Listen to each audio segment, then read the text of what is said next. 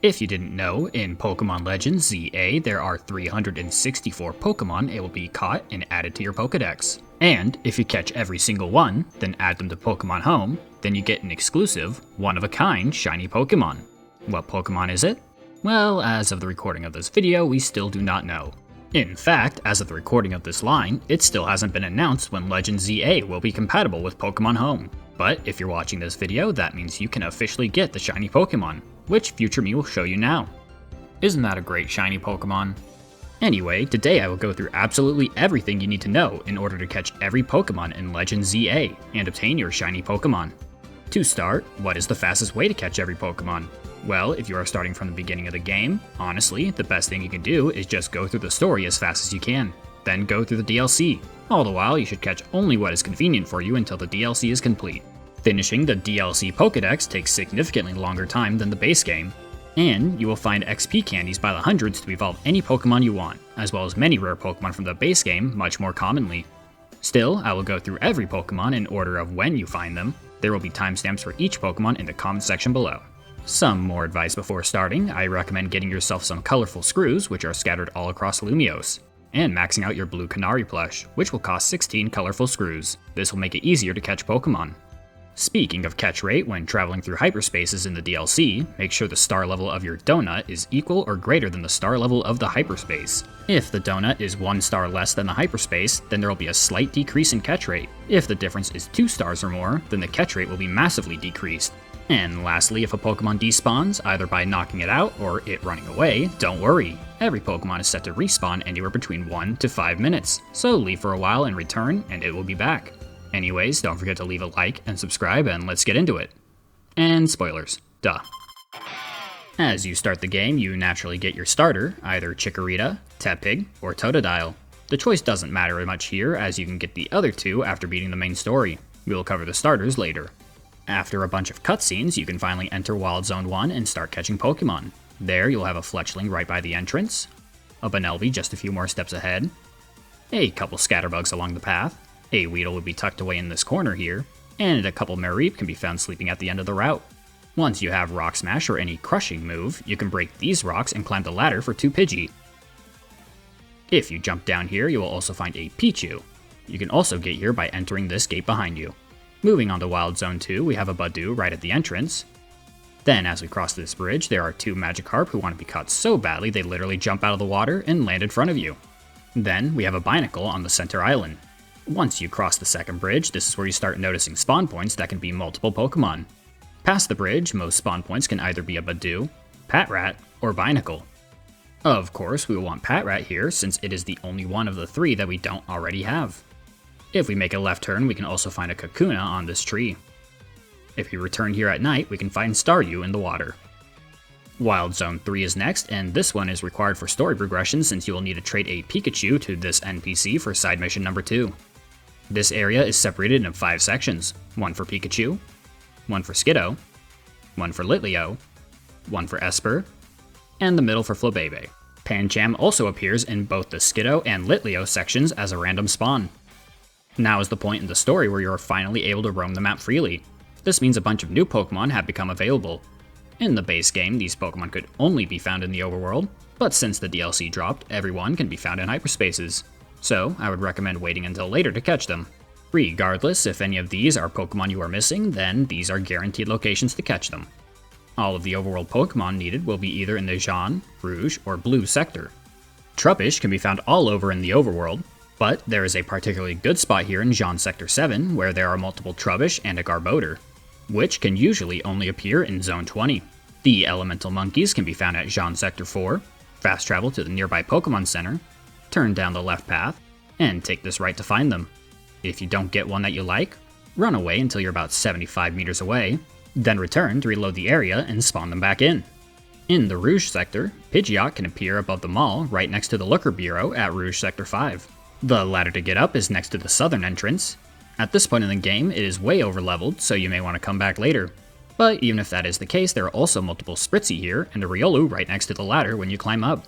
Riolu only spawns during clear days. We have a bunch of Pokemon in the blue sector we will be going over, but it is almost all on one set of rooftops.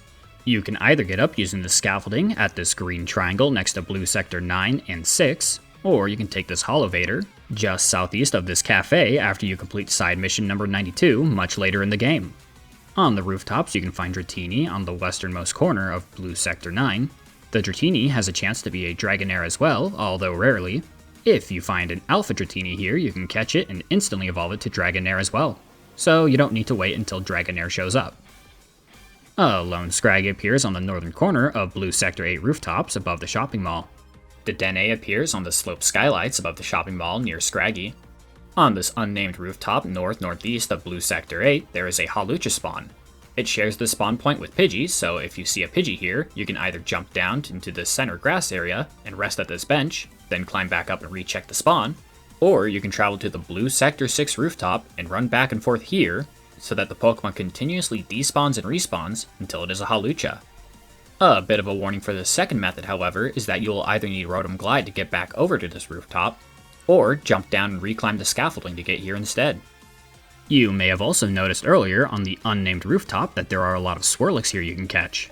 At blue sector 5, you can head down these stairs and take the tunnel on the right to find an Ariados. Then take a right, break down this ice with water, fire, or a crushing attack to find a bunch of Binacles. These aren't as important, but when it is raining, there are 2 Goomy spawns here, which can sometimes be Sliggoo instead. Same thing as the Dratini, if you find an Alpha Goomy, then you can instantly evolve it into Sliggoo. Also, if you travel all the way to the back and climb this ladder, you can find both a backup Pidgeot and Riolu spawn on this rooftop here. Once again, Riolu only spawns on clear days. We will have to take a slight detour to Quasartico Inc., travel around the battle court, and head to this grassy area just north of Magenta Sector 7 for Ralts. And lastly, we are making another detour to Wild Zone 2. Heading east up these stairs to the Cyclone Cafe, north around this building until we reach this tunnel, and taking a right to use this holovator. We climb this scaffolding and this ladder, and we will roll down off of this building here onto the other side for a Talonflame. It is a very high level, so you may want to come back later. Now on to Wild Zone 4, where I don't really think I need to show you where you can find a Spinarak or Ghastly, as they are both literally everywhere. Both left and right of the main entrance, when you walk in, you can find both a Spupa and an Ekans. Lastly is Honedge, which, as far as I can tell, only spawns here at night and very rarely. But you don't have to worry about catching one here since they are guaranteed spawns later when we head to Lysander Labs. We will cover that later. In Wild Zone 5, if you follow the main road down, you will find several Bellsprout and an Alpha Bellsprout. If you instead take a left, you will find more Bellsprout, but also a Bunnelby and Venipede spawn. Then behind these benches are some sludge piles, which we can hit with either a water or psychic move to get rid of them.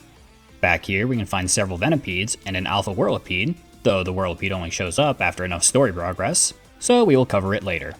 If you climb both of these ladders to the rooftops, then you will find Electrike, Pidgeot, and Abra. When entering Wild Zone 6, if you take an immediate left, you can catch a Baniri. If you follow the main road, you will find several Houndour and an Alpha Houndoom. This thing can be lethal this early on in the game, and I instead recommend just avoiding the Alpha Houndoom and wait and catch a regular one at Lysander Labs. To the left of the main road is a Battle Court with some Meditite, and a Hololift with Flaffy and a few Swablu up this ladder. Then we will continue the story and receive a free Absol. Wild Zone 7 has a good handful of Pokemon we will want to catch both during the day and night. During the day we have Hippopotas in the center, Roselia is both day and night, and Shuppet is at night where the Hippopotas spawned. Audino are also good catches here and spawn very rarely both during day and night. If you see one, catch it, but if none show up, don't worry too much since it'll be much more common later at Wild Zone 19. Vanillite is found around the edges of Wild Zone 7, as well as Flowette. And lastly, be wary of the Alpha Fletchinder in the center. Once you clear out the aggressive Pokemon nearby, then you can lure it out to fight, defeat it, and catch it. Fletchinders also appear in Wild Zone 9, so if you are having trouble, don't worry. Wild Zone 8 has a lot of hostile Pokemon and is easy to get swarmed if you are not careful. On the outside ring, there are 2 groups of Sandile and Krokorok circling around the Wild Zone, one of which is an Alpha and a strong one for this early in the game. In the middle grassy ring are several Numel and Machop. All about the outer ring and center are dirt piles which have Drillbur commonly and Gibble rarely. Gibble has a really low catch rate, so I would knock out everything else nearby, save, then fight Gibble. If you knock it out and you're not in danger, you can save while it is knocked out and try to catch it as many times as you like.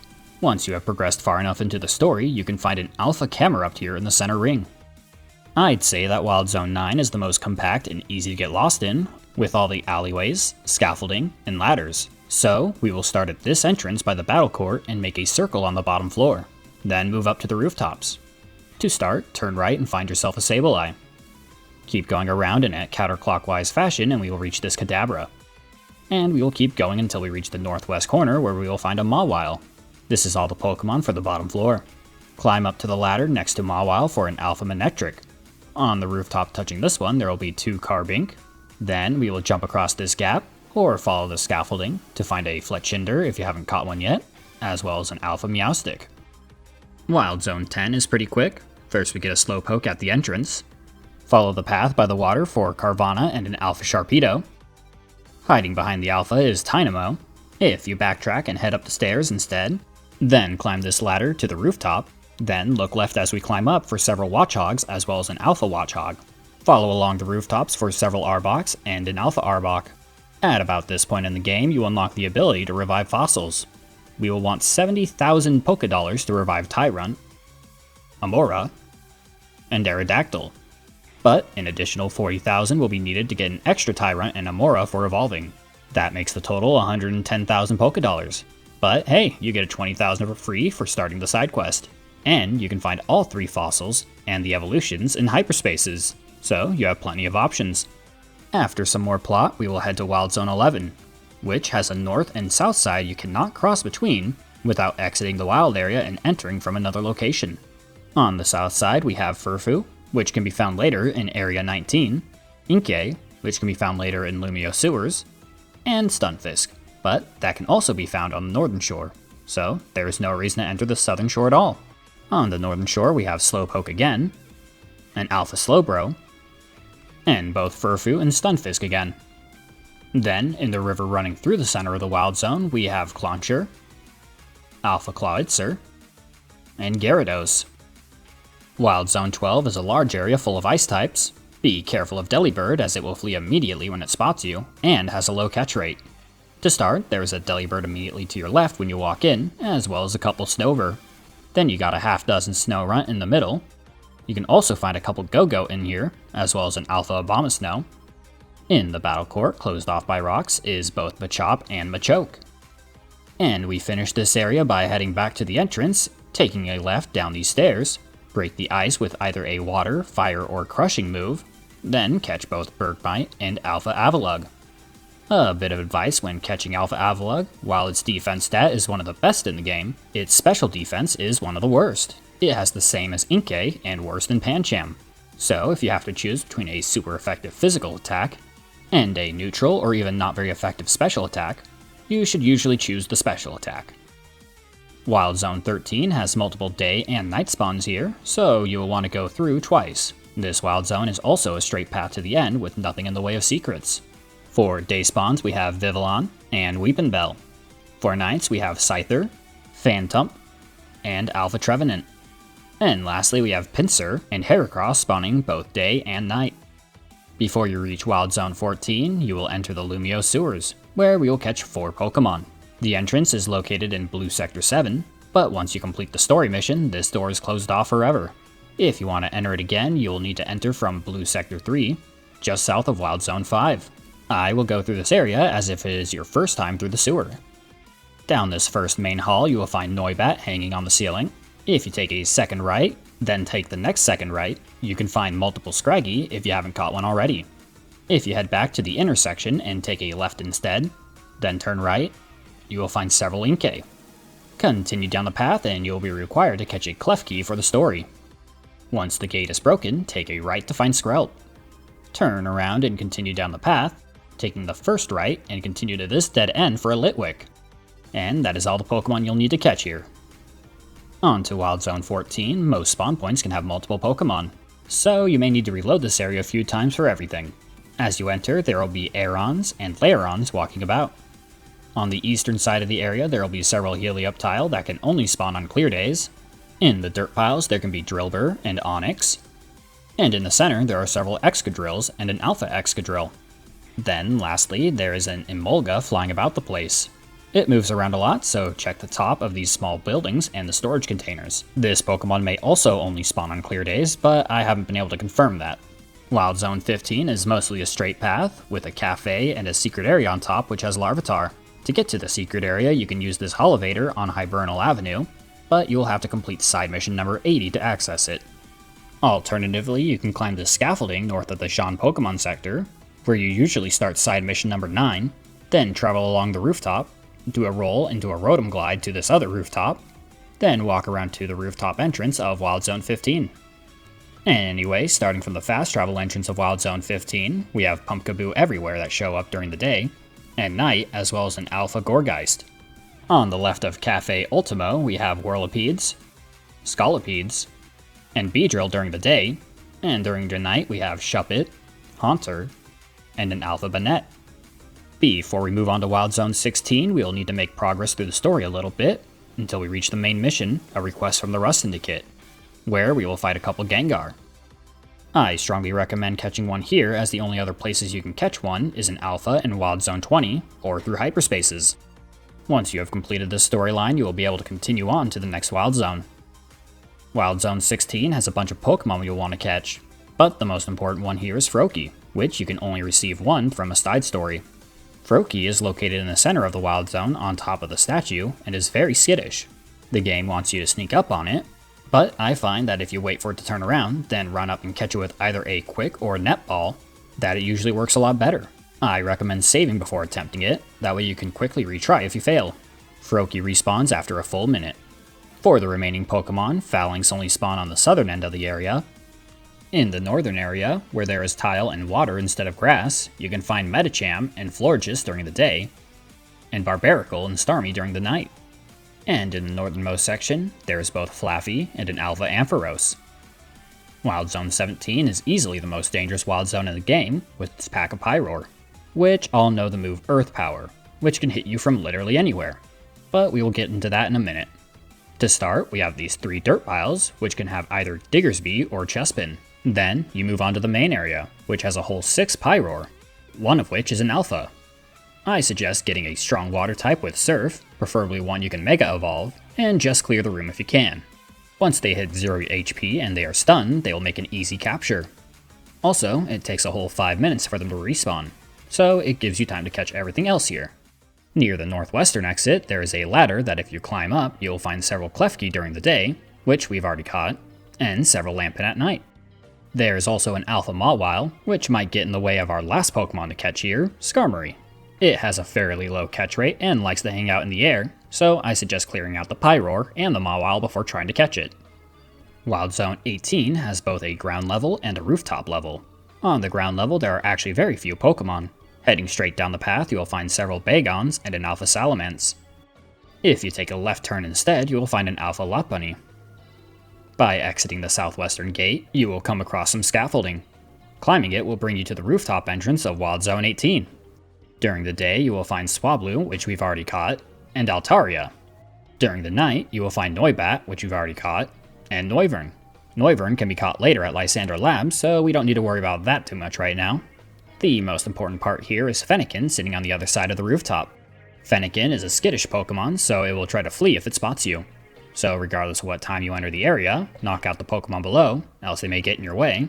Then head right behind this cover, save your game, and you will most likely have one chance to catch it before it runs away. So if it fails, immediately close your game and reload. Wild Zone 19 will be the last Wild Zone before postgame. Now, as you enter the Wild Zone, you will want to be on the lookout for Eevee, which can spawn pretty much anywhere in the northern section of the Wild Zone. Eevee is small, fast, but fortunately not skittish. If you have to, clear out the other Pokemon to find it. Other than that, we have Kangaskhan all over. Drampa spawns at the gazebo at the beginning of the day, else it'll be an Alpha Furfrou. Otherwise, at night, on the gazebo, you will have 2 spawns that will either be a Cleffa or a Clefairy, and 1 spawn that is always an Alpha Clefairy. Eventually, while following the main story, you will enter Lysander Labs located at the Lysander Cafe. Here, we are after 4 Pokemon. Once you have completed Lysander Labs, you can take this teleporter to the end. You can encounter both Honedge and Doublade in this room. They will not be catchable on the first time going through Lysander Labs. Beldum and Metang can be found on the western side of the map in this purple room. Starting at the entrance, take a left into this green section. Head through these doors, and enter the purple section. Take a left here and you will find Beldum and Metang. Metang shares a spawn with Beldum, so you may not see it when heading here. Also, their catch rates are lower than those of some legendary Pokemon, so bring plenty of balls and save before encountering. Now, assuming you are following along with the story right now, the moment you beat Grisham, the game will force progress you into nighttime, and you will be locked into nighttime until the postgame. It will help if you want to catch some nighttime spawns, so keep that in mind as you continue. Anyway, there will be no more Pokemon to catch, and only one more Wild Zone, so we will skip all the boring plot stuff and head right into Wild Zone 20. In Wild Zone 20, there are 2 Alpha Spawns that can be 67 unique Pokemon. All are either single stage or fully evolved, and many cannot be caught anywhere else in the base game. What I will say though is that none are required to be caught here. Any I mention here can be caught elsewhere as its earlier evolution, or in hyperspaces. So if you're having trouble finding one, you can do that instead. There are also plenty of other Pokemon to catch here, and you can go after these while hunting your Alphas in the center. Wild Zone 20 is separated into the water area in the southeast, grass area in the northeast, concrete area in the northwest, and dirt area in the southwest. And all Pokemon can be found both during the day and night. These areas are not exactly cut into quarters, but you get the idea. In the water section, we have Dragalge, Malamar, Totodile, and Squirtle. And this little bit of grass section here is also considered the water area. In the grass, we have Roserade, Gardevoir, Chikorita, and Bulbasaur. In the concrete area, we have Scrafty, Aggron, and Garbodor. And lastly, in the dirt, we have Hippowdon, Lucario, Tepig, and Charmander. And for the 2 Alpha Spawns, we have Pangoro, Raichu, Clefable, Alakazam, Aegislash, Victreebel, Simisage, Simisear, Simipour, Gallade, Vaporeon, Jolteon, Flareon, Leafeon, Glaceon, Sylveon, Vanillux, Crocodile, Machamp, Garchomp, Electros, Dragonite, Goodra, Frostlass, Chandelure, Heliolisk, Tyranitar, and Metagross. Next is the 3 legendaries. To start, you will need to complete one challenge in the Infinite ZA Royale, then return to Hotel ZA where you will find L, who will give you the missions, the one that gives, and the one that takes. Following the one that gives, you will get Xerneas. Here, you will head to Wild Zone 3, 5, and 9 and fight Steelix, Gallade, and Pangoro respectively. Steelix cannot be caught anywhere else in the base game, so I strongly recommend catching it here. Afterwards, you will find Xerneas on the northern shore of Wild Zone 11. Following the one that takes, you will get Yveltal. During the mission, you will have to refight the 3 Rogue Megas, Victreebel, Hawlucha, and Tyranitar. Afterwards, you will find Yveltal on the rooftop of the mall in Rouge Sector 2. You can climb the scaffolding on the north side to get to the rooftop. After completing both, you will start the last mission to keep the world in balance. Here, you will have to refight L. It can definitely be tough, but Xerneas and Yveltal will be a huge help during the fight. Afterwards, you will find Zygarde at the center of Wild Zone 20, and will fight the hardest Mega fight in the base game, and arguably in the DLC as well, despite not even being a Mega. I used my starter for Alligator, but Gardevoir or Clefable will be much better for this fight. Regardless of how you manage, once you defeat Zygarde, you will have a guaranteed catch in any ball. Then, we have the 2 Mystery Gift Pokemon, Diancie and Mewtwo. These mystery gifts have no time limit, so as long as this game can connect to Nintendo Online, even using the free service, then you will be able to receive them both. For Diancie, after receiving your mystery gift, go to the Looker Bureau and talk to Mimi the Esper to start the mission. Follow it around town for a while and you will eventually fight Diancie. You will have infinite chances to catch it. For Mewtwo, after receiving your mystery gift, go to the Lysander Labs and enter the elevator to go to B3F. After a few cutscenes, you will fight Mewtwo. You will have infinite chances to catch it as well. Now onto the DLC. Nearly every Pokemon here is found in hyperspaces, which are randomly generated. The further you get in the story, the higher the hyperspace's possible star rating, which gets you rarer Pokemon. Now, I have already released a video going over every possible hyperspace, so I will clip the sections related to the hyperspace Pokédex and post it here. Afterwards, I will go through the last few Pokemon I did not mention. Mankey only appears in fighting hyperspaces, same thing for Primeape, and Annihilape appears in no hyperspaces. This is different from the unknown hyperspaces earlier, as you can check on the Pokédex and it will say Area Unknown for these. Original Meowth appears in normal hyperspaces, Alolan Meowth appears in dark hyperspaces. Galarian Meowth appears in steel hyperspaces, as well as Cobalion special hyperspace. Original Persian appears in normal hyperspaces. Alolan Persian appears in dark hyperspaces, and Berserker appears in steel hyperspaces, as well as Cobalion special hyperspace. Original Farfetch'd appears in normal hyperspaces. Galarian Farfetch'd appears in a single 3-star fighting hyperspace. Sirfetch'd does not appear in any hyperspaces. Cubone appears in ground and fire hyperspaces. Original Marowak appears in only ground hyperspaces. Alolan Marowak appears in fire hyperspaces. Porygon appears in normal hyperspaces. Porygon 2 only appears in a single 5-star normal hyperspace. And same thing for Porygon Z. Capsakid appears in grass and fire hyperspaces. And the same for Scovillain. Tinkatink appears in only steel hyperspaces. Tinkatuff appears in fairy and steel hyperspaces. And same thing for Tinkaton. Cyclizar appears in normal and dragon hyperspaces. Glimmet appears in rock and poison hyperspaces. Same thing for Glimmora. Rotom only appears in a single 5-star hyperspace. Greavard only appears in ghost hyperspaces.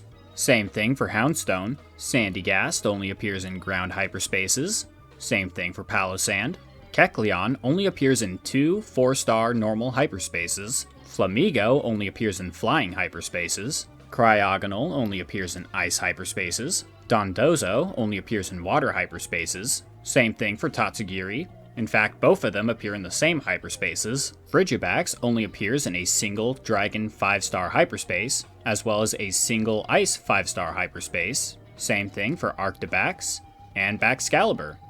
Gimmighoul can only be found in a single 5-star Ghost hyperspace, and Goldango cannot be found in any hyperspace. Original Quillfish can only be found in water hyperspaces, while Hisuian Quillfish can only be found in poison hyperspaces.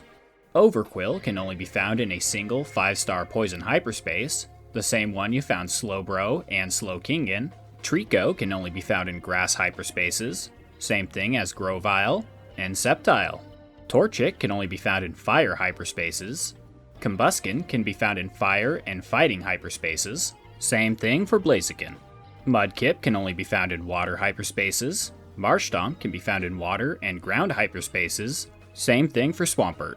Feebas can only be found in a single 2-star water hyperspace, and Melodic cannot be found in any hyperspace. Chingling can only be found in psychic hyperspaces, same thing for Chimecho. Indeedee can only be found in normal hyperspaces. Purloin can only be found in dark hyperspaces, same thing for Liepard. Munna can be found in psychic hyperspaces, as well as 3 special hyperspaces, Latios, Latios, and Meloetta. Same thing for Musharna. Throw can only be found in fighting hyperspaces, as well as Virizian's special hyperspace. Same thing for Sock. Original Yamask can be found in ghost hyperspaces, while Galarian Yamask can be found in ghost and ground hyperspaces. Cofagrigus can be found in ghost hyperspaces, while Runarigus cannot be found in any hyperspace. Wimpod can be found in water and bug hyperspaces, while Golisopod can only be found in water hyperspaces. Nickit can be found in dark hyperspaces. Same thing for Thievul. Clobopus can be found in fighting hyperspaces, as well as Keldio's special hyperspace, while Grapploct can only be found in a single fighting hyperspace, as well as Keldio's special hyperspace. Mimikyu can only be found in a single 3-star ghost hyperspace. Kleavor can only be found in bug hyperspaces. Morpeko can only be found in electric hyperspaces. Golett can only be found in ground hyperspaces, while Golurk can only be found in a single 4-star ground hyperspace, the same one you find Galarian Stunfisk. Rookidee can only be found in flying hyperspaces, same thing as Corvisquire, and Corviknight. Igglybuff can only be found in fairy hyperspaces. Jigglypuff can be found in fairy hyperspaces or Meloetta's special hyperspace, same thing for Wigglytuff. Fido can be found in fairy hyperspaces, same thing for Dachshund. Starly can be found in normal and flying hyperspaces, same thing for Staravia, and Staraptor can only be found in normal hyperspaces. Spoink can be found in psychic hyperspaces, same thing for Grumpig. Squawkabilly appears in 2 1-star normal hyperspaces. Crabrawler can be found in fighting hyperspaces and ice hyperspaces, same thing for Crabominable. Knackley can only be found in rock hyperspaces. Knackle Stack can be found in rock hyperspaces, as well as Terrakion's special hyperspace. Same thing for Garganacl. Gulpin can only be found in poison hyperspaces. Same thing for Swalot. Zubat can be found in poison and flying hyperspaces. Same thing for Golbat. Crobat can only be found in poison hyperspaces. Charcadet can only be found in 2-star fire hyperspaces. Armarouge cannot be found in hyperspaces at all, and neither can Ceruledge. Maschiff can be found in dark hyperspaces, same thing as Mabostiff. Toxel can be found in electric hyperspaces, same thing for Toxtricity. Shroodle can be found in normal and poison hyperspaces, same thing for Grafaiai. Zangoose can be found in normal hyperspaces. Seviper can be found in poison hyperspaces. All hyperspaces with Seviper also have an Arbok in them. Mime Jr. appears in fairy and psychic hyperspaces. Original Mr. Mime appears in psychic hyperspaces. Galarian Mr. Mime appears in ice hyperspaces. And Mr. Rime appears in ice hyperspaces. Foongus only appears in grass hyperspaces. Same thing as Amoonguss. Heatran you catch during the story. Cobalion has its own special hyperspace. Terrakion has its own special hyperspace. Virizion has its own special hyperspace. Keldeo has its own special hyperspace. Meloetta has its own special hyperspace. Genesect appears in a side story hyperspace. Hoopa appears in a side story hyperspace. Melmetal appears in a side story hyperspace, the same one you catch Meltan in. Darkrai appears in the story hyperspace. Latios appears in a 5-star special hyperspace. Latios appears in a 5-star special hyperspace. Kyogre appears in a story hyperspace. Groudon appears in a story hyperspace. Rayquaza appears in a story hyperspace. And Zeraora appears in a side story hyperspace. You get Volcanion from Side Mission 194, which can be started only after beating Rayquaza. To start, talk to Mabel at the Pokemon Research Lab, then you will have to battle Volcanion to catch it.